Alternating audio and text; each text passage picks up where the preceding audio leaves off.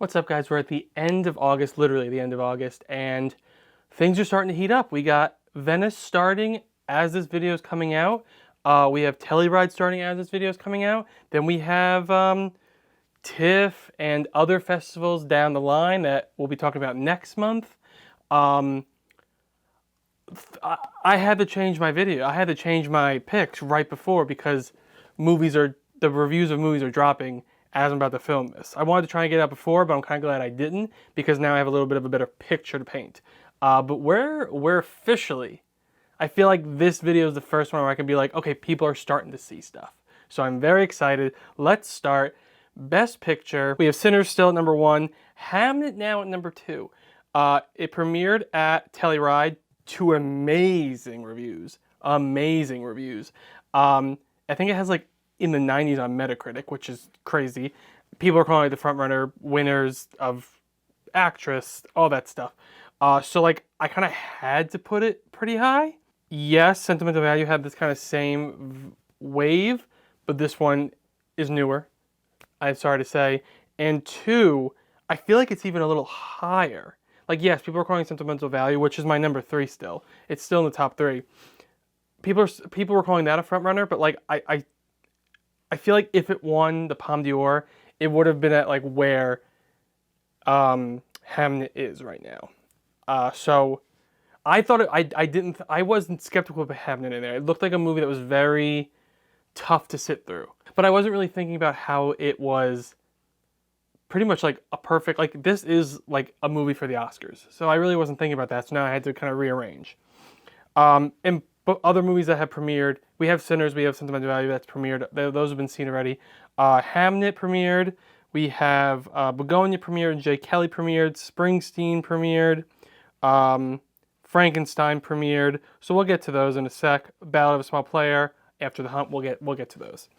Number 3, like I said, Sentimental Value could easily go up to number 2. I think I think it has to hit a few more. I think it's doing some festivals soon, so it could pop right back into number 2. Sinners right now is the one to beat. I just don't think anything's gonna get close to it. But the last few years, there's been ones from early in the year. It could be, this year could be the one that changes it all. It could be different. Like Anora came out, was like the front runner pretty early. Everything Everywhere All at Once. Oppenheimer. We've had it quite a bit the last few years. I think the last one that like kind of came out of nowhere was Coda. So it could happen this year. We're always ready for the other shoe to drop. But those are definitely top 3. Wicked for Good still in top 5. Number 4. We only have trailers to go by. If it's better than the first one, it's doing amazing at the Oscars. If it's good or better than the first one, it probably will tie around where the nominations were, which I think was 10. Could it go higher because it's the end, because they stuck the landing? Yes. I was before doing this video like, do I put it in the top 3, do I not? Before Hamlet came out, because in that it moved it down to 4. I just wasn't sure because there's a lot riding on it, and I get a little nervous like Joker Foley do. I don't think it's going to be like that, but I just get nervous with sequels. It's literally like Joker Foley do, Godfather Part 2. I think it's going to Godfather Part 2 range, but we just have to wait and see. November's coming around quicker than we think, so we'll see by then. Number 5, I have Marty Supreme. This was kind of like going all through my list this month. Then the trailer came out because I wasn't sure kind of what movie this was. Then the trailer came out and it looked a lot more Oscar-y than I thought. I was hearing that it was going to be very crazy for people. It was going to be like kind of like a lot for people to take in, but it seems very mainstream. It seems very Oscar-y. Timothée Chalamet seems like he, it could be a crowd pleaser. Timothée Chalamet can get, the nomination, win possibly. So I definitely raised that back up. And I do see a lot of crowd pleasers kind of in this year, which we don't always get. I feel like this year might be the year of crowd pleasers, or the ones that like there might be popularity outside of just the critics. So we'll have to wait and see. I'm not gonna, seal my fate on that one, but just kind of where things are lined up, it could be like things that like actually everyone's rooting for these movies, and I hope for that because I always love when more people get involved in the Oscars. Then I have Rental Family. I want to wait until it's a TIFF because I do think this is like a People's Choice winner, like hands down. I think this could early in the month I was like, could this be like Coda where it comes out of nowhere and then wins because it's so happy and stuff, and just because it's a crowd pleaser, make feel good, make you cry, laugh at the same time. I do think it will follow Coda in nomination wise, like 3 or 4. It's not gonna get picture, I don't think, unless it's like amazing, like amazing. And this is one of Searchlight's only movies. This and Is This Thing On? So they're really pushing this, and I don't think it's gonna be Best Picture, but it could move up to like top 5 possibly based on the reaction for it and based on like kind of the narrative they're gonna tell with this movie trying to get nominations. Then I have Begonia. So Begonia should be higher. It was higher early this month, but a lot of videos and articles I'm reading, they have Begonia very low. They're kind of like doubting Begonia because it's like, can Yorgos Lanthimos get 3? Like this would be his 3rd movie since 2018 to be nominated for Best Picture. And it premiered at Venice and people are loving it. Like loving it. So like people are having it out and stuff like that, and I was like, I can't put it out because the track record. When he writes it doesn't get nominated for Oscars. When he doesn't write it, it does. Poor Things, Favorite. He's not writing Begonia. Then I realized that it has a good commentary. I do think this can get in. I do think. I don't know which one. I'm hoping Focus Features can kind of push this and Hamnet, because it seems like Hamnet now is the one they're going to be focusing on a lot. But it's not, and you know, Searchlights did Poor Things, so we'll see what Focus Features vibe is for getting nominations. But yeah, I want to wait until it's at, like, I think it's also another film festival. I think it's a Telluride.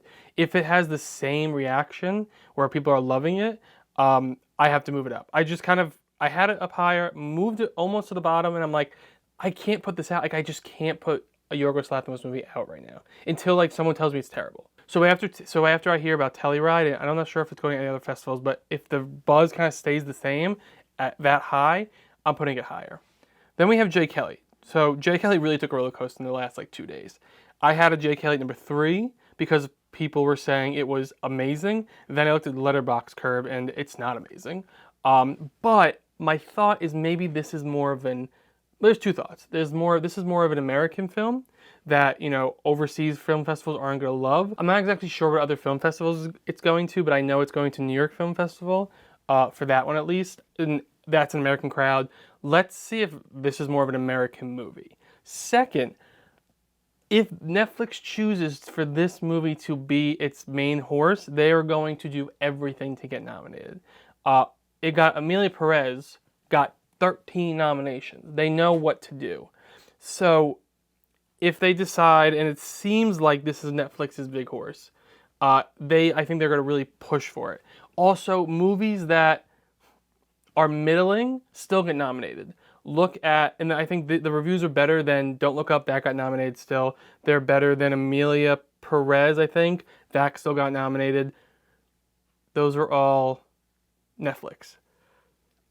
I think Netflix can really, really push this one out. I feel like kind of like fuck all the other ones, and this one and K-Pop Demon Hunters, we'll get to that in a sec. They're kind of like, those are their 2 main horses, Best Picture, Best Animated Feature, and that's where they go with. And they get other little nominations here or there for their other movies. I think J. Kelly has a chance.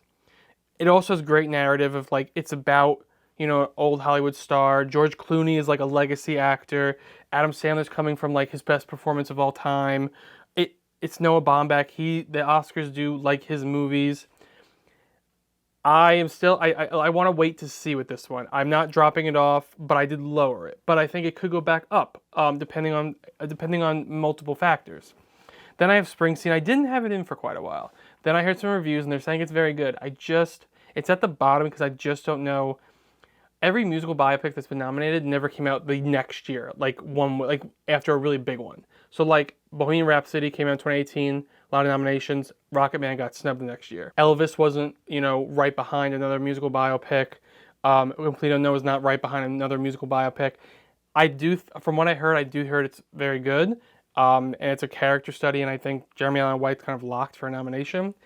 I just don't know if people are gonna get tired. It's very similar to Complete Unknown, how it's not, you know, birth to death kind of story. It's in one album, that's it. I just don't know if like people are gonna be like, we just saw this. Kind of has the same vibe to it from trailers. That's what I know. But they said it's very good, so that's why I put it back in, because like maybe just it just depends on the biopic. Maybe Rocketman was a fluke where it came out right after Bohemian Rhapsody. I don't know. So that's why like I'm trepidatious. That's why I didn't have it in until I saw positive reviews. And then number 10, I have One Battle After Another. That dropped quite a bit. I just don't know. It's like not like an art house film that people are like grasped onto, and I don't think it's gonna be this big blockbuster that they're hoping for and they're advertising it as. And I just hope it doesn't get lost in the sauce, falling in the middle. I, you know, Paul Thomas Anderson does sneak in a lot of times. I feel like this could be like a Best Picture, Best Direct. It could be like surprise here and there. Like they could get a Best Picture nomination. They can get, because it's 10. They can get a Best Director surprise. You know, Phantom Thread, he got one for Phantom Thread, and Phantom Thread got Best Picture. He could get a few, you know, big ones, but I don't know if it's gonna be as, you know, like, I don't think it's going to be like Wicked where it's getting 10, you know, with a big production. Then my bottom half, you know, my not, like out of the top 10, Avatar, Fire and Ash, it's hurting my gut to put this out of the list because I don't want to bet against James Cameron. But I feel like this could be like Black Panther. First one is this craze. Second one is just close, gets a few precursors and that's it. I think Avatar 1 came out. Amazing. Avatar 2, because it was like over 10 years, it came out and people like, it was kind of like a rehash of the first one where it was like, oh my god, this is still amazing. 3 years later for the third one is not a long time, and if it's not better than the second one at least, or both, I think people might be like, well, you know, it was fun. Let's, you know, maybe number 11 or 12. Let's throw some text for it, visual effects, obviously, but maybe it won't hit picture. But it could easily pop in there. I'm waiting just to like hear people like their thoughts on the movie, or for me to see it and stuff like that.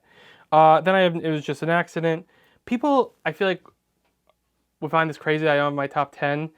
I just don't like. I want to see it at other film festivals, which it is, and I want to see how it does, because the buzz kind of fell off after Cannes. And it won the Palme d'Or. Maybe this just is one that doesn't, the one Palme, like this is one of the few ones where it wins the Palme d'Or, but it doesn't get nominated for Best Picture. But it has a chance to squeeze in there. It is not that far behind in the 10. I just don't know how much, like Neon has a lot of movies this year. Are they overcompensating from winning Best Picture last year and having the last 5 Palme d'Or winners? Like, are they getting too big for their britches? Like, they almost have like all the potential nominees in Best Foreign Film. It's just like a lot of movies. Something has to crumble, and like at what point do they choose their main horse to go with? A House of Dynamite for Netflix. If this becomes their big horse, I can see Jed Kelly falling off a bit. This is at Venice as well. It hasn't premiered yet. This could be like a big thing. Catherine Bigelow. You know, it seems like it's more of Hurt Locker, Zero Dark 30 than like Detroit and stuff like that. I just want to see, and it's very timely, and I feel like if done correctly, it could do really well. I think it could be like, you know, the dramatic version of like Adam McKay movies. So I need to see it. I just don't know where to put it. Like, I don't know if it's going to be this big thing that I can hit the top 10, or if it's just going to be like, you know, her last few movies of Catherine Bigelow's. But that's why, like, these 3 really could be moving around. With the 4th one coming in, being Netflix, it did premiere. It's a mixed. People are loving it, and people are finding it a little too much. And I feel like in order for, like, that genre to get a nomination, it has to be, like, amazing. It can't just be, like, oh, it can't be just good for it to, like, break the Oscars. That's why, like, I had it at my 10, and I had to take it out because it's not like The Substance where it's like it broke through and no one cared that it was a genre movie, or Black Panther broke through and no one cared it was a genre movie. I think this one, people are just going to be like, it's genre. It's not good enough to take that veil away from it. But yeah, so like the top 3 really could be moving, with Frankenstein like not far behind, but like kind of like maybe Think About Me. Then we have F1. I just feel like this is very popular, and critics love it, audiences love it. If it gets, it could be like a Ford v Ferrari. I don't think it's gonna be, or I don't think it's gonna be a Top Gun Maverick, but it could be like a Ford v Ferrari where it gets, you know, some techs and gets maybe like the 10th spot in Best Picture. But I think it has a lot of campaigning to do. Um, I think Apple will just be happy to get it nominated because it did well. Let's get some Oscars. So I don't know how hard they're going to push. It's Apple, but Warner Brothers, so I don't know really who's going to be pushing it. Warner Brothers has Sinners, so it really depends on what the push will be. The Secret Agent, I am putting this in there just because I'm still here. I just don't want to underestimate it. The Smashing Machine, can both Safdie brothers get a Best Picture nomination? I don't think so. I think this might just be maybe an acting kind of movie. You know, there's always those movies that are just good or not that great, but the acting is good. So it's like their sole nomination is acting, and maybe like makeup. Then I have Is This Thing On? Like I said, the other Searchlight Picture movie. Bradley Cooper directing it. It's the closing night at New York Film Festival that kind of came out of nowhere. I did see the trailer. It did look good. Could this be like kind of like a surprise, like Nightmare Alley, where kind of just like people are talking about it, but no one's sure if it's gonna be in the 10, and then all of a sudden it is in the 10. They love Bradley Cooper. Both his movies have gotten nominated for Best Picture, not Best Director. So that's why, like, picture there is a slight chance. Then I have The Testament of Ann Lee, one of the writers from Brutalist. It's the director's wife, actually. I am going to say this now. I took it out of a lot of my nominations because it doesn't have a distributor, and I don't know if it's even coming out this year. It could be. Once I find out if it's being bought by someone or acquired by someone, I might put it back into some nominations. But right now, I just have it at the bottom of picture. Kind of like what I did with Rivals of the Amazon King. Got bought out, got acquired by a studio. Not a big studio. Who knows if it's even coming out this year, and it kind of fell off. I think it was the production company actually for that movie. And so I just want to wait, and like I'm putting it in this kind of like, you know, we're watching you kind of spot, but if you're not acquired, you're out. But I'm not going to put you in anything else because it's a waste of a spot as of right now until I know it's like officially coming out this year. But it's going to Venice, presented in 70mm, so it could be a big thing. Someone could buy it. Like Brutalist had no distributor by the time I went to Venice, and then A24 picked it up. Maybe it's a similar chain of events that are going to happen. Ballad of a Small Player. It's weird to have an Edward Berger movie so far down because his last movies like got so many nominations, but I've heard this is much more quieter, and I've heard it is, and I heard it's good, but it's nothing like it's. I think like his other two are so much better from what I'm hearing that it's like it's. I think you know you can't get a third one. You know you need something better to get the third movie in a row to get nominated for Best Picture. And then that's the 20. What I took out was After the Hunt. It has a Rotten Tomato score. I wanted to push for this movie for, you know, Luca Guadagnino getting snubbed for both movies. Both his movies completely getting snubbed. Challengers, Queer. And I was like, maybe this is his year. I don't think it is. Maybe Julia Roberts. Maybe. But everything else is now kind of out of the picture. Like I said, there has been some rotten movies nominated for Best Picture. So let's see, maybe it's another kind of like the foreign audiences did not like it. Maybe more American audiences will. I feel like this is going to be like, I feel like this is like she said where people had high hopes for it and it kind of fizzled out to nothing, and I think that's going to do the same thing, especially with this Rotten Tomato.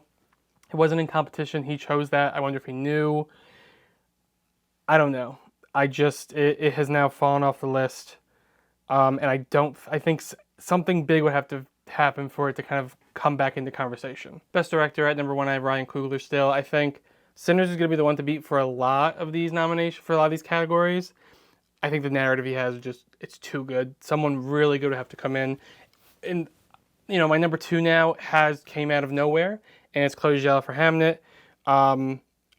If it's this much of a force to be reckoned with, maybe it can compete with Sinners, but she's already won. I don't know if they want to give it to her again. Ryan Coogler, never been nominated. He would be the first black man to win Best Director. I just think, I thought it was going to be Sinners and Sentimental Value kind of battling it out, but I think it might be now Chloe Zhao and Ryan Coogler. Based on what I'm hearing, it could change. Then I have Sentimental Value. I think that's just going to be like Sinners and like Hamnet, just going to be present a lot in these categories. Marty Supreme, I wasn't sure of Josh Safdie, but now seeing the trailer, I do think he can pull out a Best Director nom. It just depends, you know, it's not at any festivals, which still scares me, but I think they're going for a really, you know, big release, A24, their most expensive movie, Christmas release. I think they're really going for it, and I think it has potential to do like a Complete Unknown kind of vibe, which, late surge in the game, and it did amazing. So maybe this can do the same thing. Then I have Paul Thomas Anderson, One Battle After Another. I was between, that's my 5, and then I was between number 5 being One Battle After Another and Begonia for Yorgos Lanthimos. He's been nominated all the time. I feel like the other shoe's about to drop, which is why I took him out, but it's still possible for him to get in there. Paul Thomas Anderson is Paul Thomas Anderson. I feel like his movies just, like, they'll surprise with nominations. Phantom Thread, he got nominated. And it got Best Picture. I feel like this, because it's like kind of like people know what to expect from it, I can see it doing like Phantom Thread where it gets a few nominations, but they're big ones. So right now I have Paul Thomas Anderson just because it's Paul Thomas Anderson. But I feel like Begonia and One Battle After Another can switch. Then I have Wicked for Good, John M. Chu. I had him in my 5. It's just getting a little stacked now, so I don't know if they're going to really go with it. It just depends on how hard they're going to go for Wicked. And until I see Wicked, I can't really, or I hear critics, stuff about it, I can't really decide what's going to happen. I am curious if at the Sphere they're doing Wizard of Oz and people aren't loving.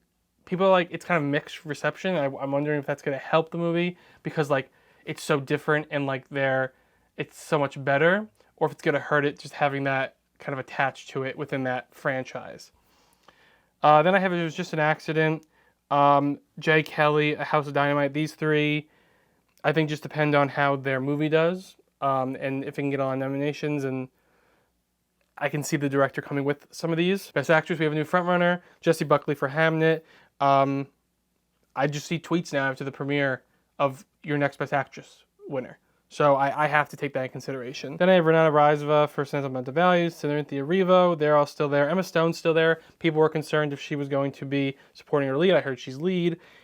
And I just think she is, I feel like, if it's a Yorgos Lanthimos movie and it's an Emma Stone, it's award contender. I feel like she's the definite. Like, she's definitely going to get the nomination over anything else because it's just like, I don't know, I just have that feeling. And then I have Julia Roberts, and just based on the trailer, she looks incredible. I don't think it's going to be Poor Things incredible, but I do think it could be a very Oscar-worthy performance. Then I have Julia Roberts. I still have her in the 5. I do think it could be like an Iron Lady with Meryl Streep, where, the movie, it wasn't loved, but Meryl Streep was, and she's Meryl Streep. There's Julia Roberts. She hasn't been around for a little bit in like an Oscar-worthy movie.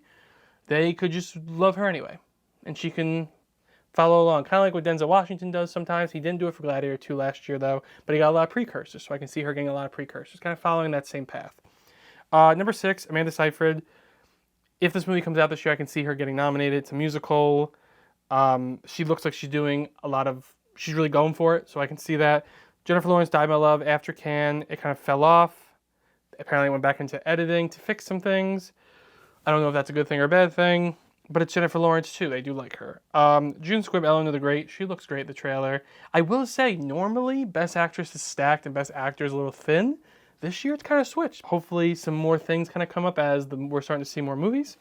Then I have Rebecca Ferguson, House of Dynamite. I don't know. It's a big cast. They might pick one person out. They do that sometimes. Laura Dern, Is This Thing On? Can she be a double nominee? I don't know, but they do love her. She's already won for Marriage Story. I can see her being a double. Like, I can see, like, if someone's going to be a double nominee, it could be her. The Oscars do love Laura Dern. That all depends if Is This Thing On is a contender. Best Actor, not a lot has changed, which is kind of the order has changed. Timothée Chalamet, Marty Supreme. I bumped up Brendan Fraser pretty high. I can see him being like the Troy Kotsur kind of vibe of Coda. He is the heart of the movie, and if this is the crowd pleaser that I think it's going to be, like, I can see him, like, them wanting to see him nominated. Sort of like what happened to Yura Bosiev. He was just so good and so charming in Anora that no one was predicting him, and all of a sudden he was just nominated for everything. I don't think he's going to win like Troy Kotsur, because he just won for The Whale. But who knows? The Oscars are crazy. Then I have George Clooney, Jay Kelly. I hear he's amazing, and I hear he's miscast as himself, pretty much. But he's George Clooney like Julia Roberts. I do think the status is coming along with him for that Oscar nomination, and he has been nominated for quite some time. I think since like 2012. And his last win was like Syriana, which was I think 2008. Jeremy Allen White, Springsteen Deliver Me From Nowhere. Like I said, I heard he is the standout. I don't know if any other actors get nominated for it. And I feel like even without picture, he's getting nominated. And then I have Jesse Plemons for Begonia. He looks amazing in the trailer. People are saying he's just like kind of the crazy character, but it seems like a lot more layered to it, especially because it kind of seems like it's just like a lot of the movies, mostly 3 characters in a house. So it's going to be very actory. And a lot of acting is going to be involved. There's not a lot to like distract from it. Some outliers that can easily pop in. Leonardo DiCaprio, one bad after another. He is Leonardo DiCaprio. He was snubbed for Killers of the Flower Moon, but I feel like there was that movie already had like a few people getting nominated. Robert De Niro, Lily Gladstone. I heard from One Bad After Another, mostly him and Sean Penn are the best. Does Sean Penn kind of outshine him and he'll get the one act nomination, or do they both get it? That's why he's right on the cusp. Michael B. Jordan, I want to put him in. I just feel like Sinners is going to be that movie, that big movie that gets a lot of text and a lot of nominations, but not a lot of acting. I mean, Lord of the Rings pretty much did that, except for, I think, Ian McKellen that for the first movie.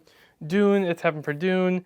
Avatar, it's happened for Top Gun. It's happened for a lot of the big popular movies at that have box office and critical acclaim. But he's so good, and I want him to get nominated. He deserves to get nominated. I think maybe being twins and like him and Ryan Coogler kind of having like that hand in hand in this movie, I think could seal the deal. Who would pop out? I feel like any of the bottom 3. Actually, Jeremy Allen White might be actually higher than George Clooney going forward. I'm not 100% sure, but maybe Jesse Plemons or George Clooney, just depending on if they peak too early, being at Venice, and they still have a long time to go. Then it's Daniel Day-Lewis for M&A. He's coming out of retirement. They love him. He's Daniel Day-Lewis. Is that enough to get a nomination? We'll see when we see the movie. Dwayne Johnson, The Smashing Machine. I think him being like, not an actor, like wrestling turning to actor, and if he gives an amazing performance, I can see him definitely getting in there. I think he needs to have a game-changing performance. If not, he might not get in. He might get some precursors, but not Oscars. Then Wagner Moore, Secret Agent. Like I said, I'm not counting the Brazil movie out after I'm Still Here. I'm just using that as a just in case. Best Supporting Actress, still Ariana Grande #1. I think she would have won last year if it wasn't for Zoe Saldana. Could Sentimental Value be hurting her chances again? But I feel like there's going to be a split vote, so I think she's going to win. Elle Fanning, Sentimental Value. I apologize for the name pronouncing. Ingna Ijblader Lias, Sentimental Value. I think it's going to be a double nominee there. From what I heard, they're both incredible. I heard the acting is just incredible in Sentimental Value. Gwyneth Paltrow, Marty Supreme. Someone this year is getting you are a big star, you haven't been in an Oscar movie, you're getting nominated. Is it Julia Roberts? Is it George Clooney? Is it Gwyneth Paltrow? Is it all of them? Is it none of them? Is it a few of them? I don't know, but someone's getting that. And then Laura Dern for Jay Kelly. I did hear the 3 of them are really good. Even like, yes, the reviews are a little middling sometimes, but I did hear it is an acting movie, but there's so much more to it. Then I have Glenn Close, Wake Up Dead Man. I don't know if it's going to happen, but it's Glenn Close. Knives Out has just got Screenplay previously. Could it change this time? Maybe with Glenn Close. Emily Blunt's The Smashing Machine. She looks like she's giving an Oscar performance in the trailer. Maybe she is, but it could be just the trailer. We'll have to see. I think that's at Venice as well, so that's also telling. That does not seem like a Venice type movie, so I'm really curious what the reaction is to that movie. Jennifer Lawrence, Kiss the Spider-Woman. I've kind of taken her out of that movie out of a lot of things. I think the best chance is Jennifer Lawrence, and I don't think it's a very strong chance. Then I have Amy Madigan for Weapons. I wasn't going to put it in there, but then I saw like a lot of people putting it in. And I was like, maybe Weapons does have the sauce to get one rogue nomination. The movie's incredible, and she is a previous nominee, so that might help in her favor. Is it going to be kind of screenplay? Is it going to be actress? I think they're both at the bottom ends, not strong enough to get into the 5, but I think it's worth having the conversation that they could happen. And it is a game-changing role. It is something that like she's not recognized. She went through makeup. She did a lot of check things for like Oscar nominations that people do. So we'll see. And then I have Mira Yamamoto from Rental Family. It just depends on if how much nominations they're going to give this movie. Best Supporting Actor, I'm switching back and forth every month. Adam Sandler, Stellan Skarsgård. Today I'm Adam Sandler. Last month I was Stellan Skarsgård. They're saying Adam Sandler is incredible. I've heard more positives for him than George Clooney, and that's saying a lot. I think the narrative of him never being nominated, having a game-changing performance in a career best, maybe not game-changing, but career best, I think people want to see him on stage. And I think it could be somebody like Ki-Ha Kwan. And I heard he's amazing. It's not like they're just giving it to him to give it to him. Then I have Stellan Skarsgård. I heard he's incredible as well. His first nomination as well, if he gets it. Then Paul Mescal.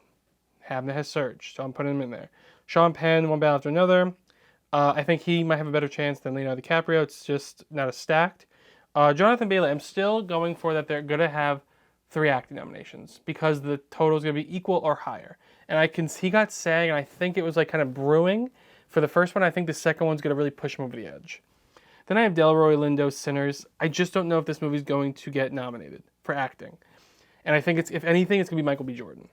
But maybe it can sometimes, like the one you think is getting nominated doesn't, and like the second choice is going to get nominated. And like these are the only actors I've kind of seen in contention. If they start getting nominated, like the acting for precursors, I'll maybe put more actors in there. Stephen Graham, Jeremy Strong for Deliver Me From Nowhere. I think probably Jeremy Strong is more likely to get it out of the two, but it could be either one. Or like I said, it might just be a Jeremy Allen White kind of nomination. But Jeremy Strong will be going 2 for 2 nomination-wise. So we'll see. Akira Emoto from Rental Family. And Jude Law, the Wizard of the Kremlin. I just think because he's playing Putin, people might like that. So something just to look out for. Best Original Screenplay, I have Sinners, Sentimental Value, Marty Supreme, Jay Kelly, Rental Family. Some possible, surprises, A House of Dynamite, depending on the reaction to that. Materialist has fallen off. I don't think she's going to get nominated, but I still have her in the contention. It was just an accident, depending on, the surge. If that gets a surge, I can see that coming in. So correction. I took it out of a lot of categories, but I still left it in Best Picture, Best Actress, and Best Original Screenplay for The Testament and Lee. I feel like right now, not knowing it's coming out, those are the best ones it can get. And I feel like it's something to look out for. One of those look out spots. It's at the bottom, but just look out. And if it doesn't get released, we'll take it off. If it does get released this year, we'll add some more nominees. I do think it could be, depending on, it's at Venice, like I said, if it gets picked up, it could be something big. Look at The Brutalist. And then I have Weapons. Like I said before with a supporting actress, it's just something to look out for too. Best Adapted Screenplay is a little thin, but I have Ham #1. Like I said, Surge #1 for it had a surge. Begonia, I can see coming in there, One Battle After Another, Wake Up Dead Man, and Knives Out Mystery. All the other 2 have been nominated. Why not the third one? Battle of a Small Player. If this movie's going to get something, screenplay maybe, because his last movie's also got screenplay. But it can easily fall out. And for Begonia, I heard it's a very sharp script, so that's always, going to work in their favor. Then I have Springsteen, Deliver Me From Nowhere, Wicked for Good, Life of Chuck, or The Long Way. I feel like one of those could get it because of their Stephen King adaptation. Fortunately, Life of Chuck they botched that release. Maybe it could be like a Sing Sing where they get screenplay maybe, and they'll be happy with one nomination because the way they released it should have gotten nothing. But I feel like it could pull a Sing Sing. But if they want to recognize another Stephen King movie, The Long Walk's there. And no other choice. Park Chan-wook has never been nominated for he's never really gotten Oscars attention. This could be the first time if it's really good, but I'm not holding my breath for it because of his track history. Best Animated Feature, K-Pop Demon Hunters, Zootopia 2, Arco, Elio, and Little Amelie. I was not on the K-Pop Demon Hunter train. I didn't see it. Then I finally saw it and I was like, oh, definitely could have potential. And that became Netflix #1 movie of all time. Made $18 million at the box office for just 2 days. It is a global phenomenon, and I can see Netflix pushing the shit out of this, and it can win. They have the new thing, the Oscars the last few years, Flow, Boy and the Heron. Maybe it could be the first anime style type anime movie to win Best Anime Feature. We're going to talk about it in songs as well. This movie could be multiple nominations, 2 or 3. And I think I wasn't sure. It was not even my 5. Then I put it at my 5. And then I was like, oh, it's winning. It actually, and I think the only competition it has is Zootopia 2, and it has to be amazing Zootopia 2 in order to beat K-pop Demon Hunters because I just think K-pop Demon Hunters is winning everything. It's just there's nothing can beat it. I don't know if it's gonna have the same fate as Into the Spider-Verse or Across the Spider-Verse, but like I said, they like the new thing, like the first one won, and the second one didn't. But this is the first of its kind, or the first of this franchise, so they can definitely want to reward it. And if a second one comes out and gets nominated, it may not have the same reception, but I think it's winning. Netflix has, I think, J. Kelly, and as of right now, J. Kelly, K-pop Demon Hunters, maybe House of Dynamite, and I think they're going to push J. Kelly and K-pop Demon Hunters so in your face this award season. It's not even funny. Then some other contenders: Scarlet, Animal Farm, The Twits, Magnificent Life, Nizan 2. They could pop in there for the bottom two. I feel like there needs to be a good balance of like American movies, foreign movies, indie or anime movies, big popular movies. This one kind of like has an amalgamation usually of a bunch of stuff. Best cinematography: Sinners, like I said, number 1. Marty Supreme, Hamnet, Frankenstein, F1. Marty Supreme, the cinematographer, has previous nominations. Sinners, the cinematography was incredible with the IMAX and all that. Hamnet, definitely see cinematography. Frankenstein, like I said, he's very visual. Guillermo del Toro. I know Top Gun Maverick didn't get it, but maybe F1 could. If not, One Battle After Another can get in there. Like one of the other big movies. Some other ones are, I just think because Top Gun Maverick didn't get it, I think they might want to actually like award, because it's the same guy who did Top Gun Maverick, so maybe they finally want to award him with a nomination. It can kind of be like building up, like, you know, he didn't get it for Top Gun Maverick, but he finally gets his recognition for F1. And like I said, One Battle After Another could easily switch in there as the big IMAX movie as well, like Sinners. Then we have Begonia. It's not period piece, so we'll see if he films it any differently, but, you know, his films are very visually and, like, it's filmed very interestingly. Wicked for Good, possibly, if, you know, they took the criticism from the fans and, you know, fixed the stuff, and, you know, the cinematography looks a lot better, we'll see. Or it could have the same problem that the first one did, but, you know, it was good nominated for cinematography and other precursors. Springsteen, Deliver Me From Nowhere. Has some black and white, has some color, maybe, we'll see. And then J. Kelly, just depending on how big it is. Best editing: Sinners, of course, number 1. Editing was kind of like blending together two different genres. Marty Supreme, I can see that doing like long takes, fast cuts, you know, could be really interesting.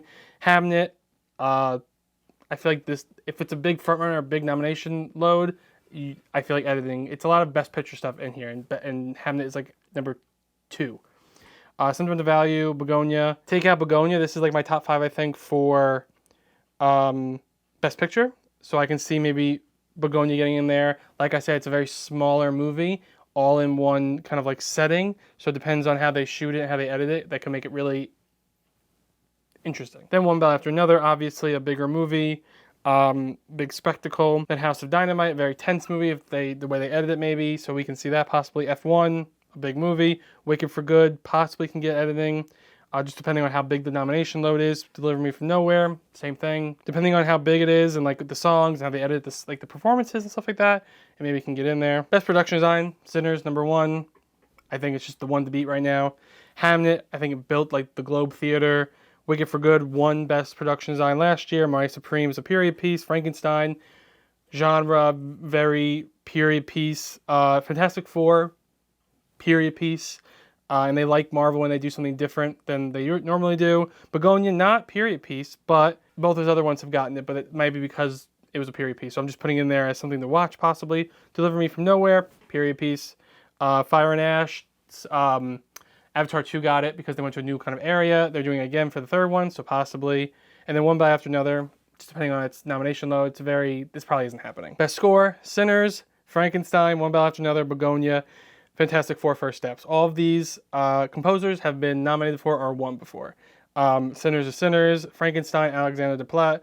The Oscars love him. One Battle After Another, Johnny Greenwood. The score did sound very interesting and different from the normal like sweeping score and stuff like that. It was very like piano, very simplistic. Begonia, he's been on for Poor Things. Does very interesting things with the score as well. Michael Giacchino, Fantastic Four. They love him. The score is very different also. So I feel like it's going to be score, production design that gets something possibly. Hamnet, obviously, it seems like I'm putting it in a lot of categories, so I'm going to put it here. Sentimental Value, put it in a lot of categories, I'm going to put it here. J. Kelly, same thing. F1, people are loving the score. Maybe that's where it gets in a nomination, but I feel like it can be like challengers and kind of just get snubbed. Possibly snubbed everywhere. We'll see how F1, like I said, has to promote really well and campaign really well. Wicked for Good, I forgot it was nominated last year, but I feel like it was getting precursors. So a possible thing to look out for. Like I said, if it's going to hit the 10 or higher, it's going to need nominations. So that's why I'm kind of putting it in there. But I think once I see it, it could be a totally different story. We're still a few months out from that. Finally, Best Original Song, Golden, K-Pop Demon Hunters, #1 on the Billboard charts. I think, I thought it was going to be Sinners or Wicked, but now there's this. I think this year's song category is going to be so much better than last year's because it's going to have just great songs. Or just like songs that you're just like, they're not just like songs that you're never going to listen to anywhere else. It's like you're going to hear these songs everywhere. Sinners, you heard them other places, you wanted to listen to it. K-Pop Demon Hunters, you're listening to it on the radio, all that. Wicked, people were listening to the first album, the first soundtrack for Wicked Part 1. This one, there's original songs, so now people are going to like go crazy for those probably. So then I have Lie To You for Sinners. Then I'm going to have the Cynthia Erivo and the Ariana Grande original song from Wicked. I think they're both going to get it. Then I have Diane Warren, Relentless. She has been nominated the last like 10 years. I probably am off on that, but it's been at least the last 5 years she's gotten nominated. Then I have, depending on if they want to give K-Pop Demon Hunters the second one, I think it's going to be 1 Golden, 1 Sinners, 1 Wicked, Diane Warren, and then right now I have a second Wicked. But if they want to do a second K-Pop instead, I have What It Sounds Like. If they want to do a second Sinners, possibly The Last Time I Seen the Sun, that was a lot more of the Oscar-y version. That one was very more Oscar-y sounding, but Lie To has that visual sequence, so I don't know which one the Oscar going to go for. There's a rumor Billie Eilish is writing a song for Avatar Fire and Ash. She's won twice already, so like why not put her in there as something to watch. Zootopia 2, possibly the new Shakira song. Waiting on a Wish from Snow White. It was very big, but then Snow White wasn't, and it fell off the face of the earth. A possible new song, maybe Bruce Springsteen writes for the Springsteen movie. Possibly a F1 song. Yeah, there's 10 and then a few more. Like it depends. It really, songs a little out there. Like the top 5 is like, you know what movies are gonna get it, but like that K-Pop Demon Hunters is gonna probably get one at least. Sinner's gonna get one. Wicked's gonna get one. Diane Warren's gonna get one. So it's that extra spot that I'm trying to figure out. Yeah, and it's just more. What's the Oscars feeling like? Like there's a lot to choose from. So I'm curious to see what they're going to end up choosing. And once that short list comes out, we'll have a better picture. And that is all the Oscar predictions for the month of August. Like I said, September is literally, by the time you're watching this video, it might be September already. We got festivals going on, so we're rolling. And I will see you for September. And we'll have at least TIFF and some few other film festivals happening, we'll know more about some more movies. Can't wait. See you guys later. Thank you for watching. Thank you for subscribing. Cheers.